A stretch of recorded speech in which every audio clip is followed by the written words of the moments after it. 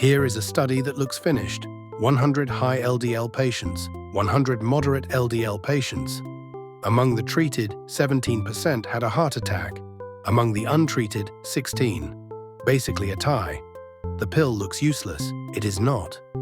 In this data, the true effect of the pill is to cut the risk in half. The tie is a lie, and the liar is the one you already know. Doctors give the pill to the patients who need it most. Today you learn the first machine that undoes that. Inverse probability weighting.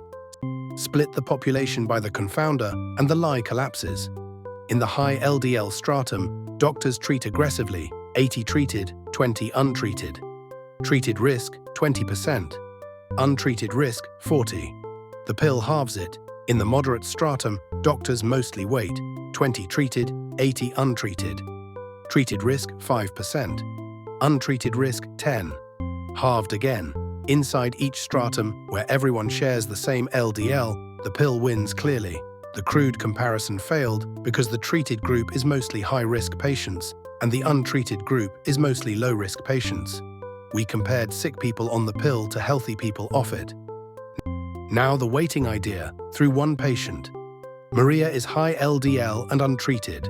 In her stratum, the chance of being untreated was only 20%. So patients like her are rare.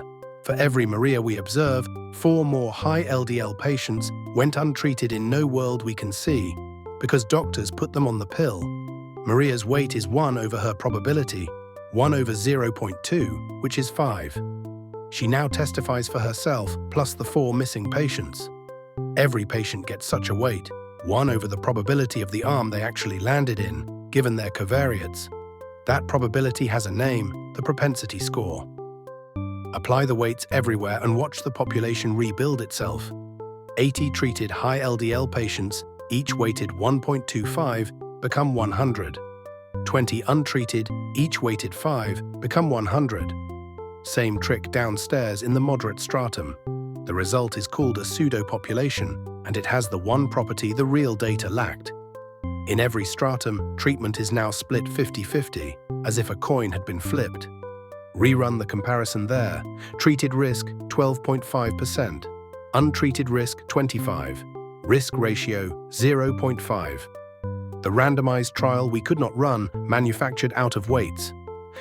The machine has 2 failure alarms, and you must check both. First, positivity. Maria's weight was 1 over a probability. If some kind of patient is never treated, that probability is 0. The weight is infinite, and the machine has no one to speak for the missing arm. Look at the overlap of propensity scores between arms and be suspicious of giant weights. Second, balance.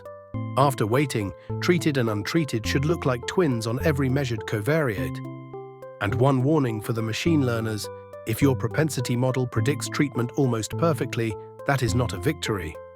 An area under the curve near 1 means some patients are nearly always or never treated. The alarm bells are ringing. If you have done machine learning, you have met this trick before. It is important sampling. Reweight the data you have until it looks like the data you want. Same mathematics, new target.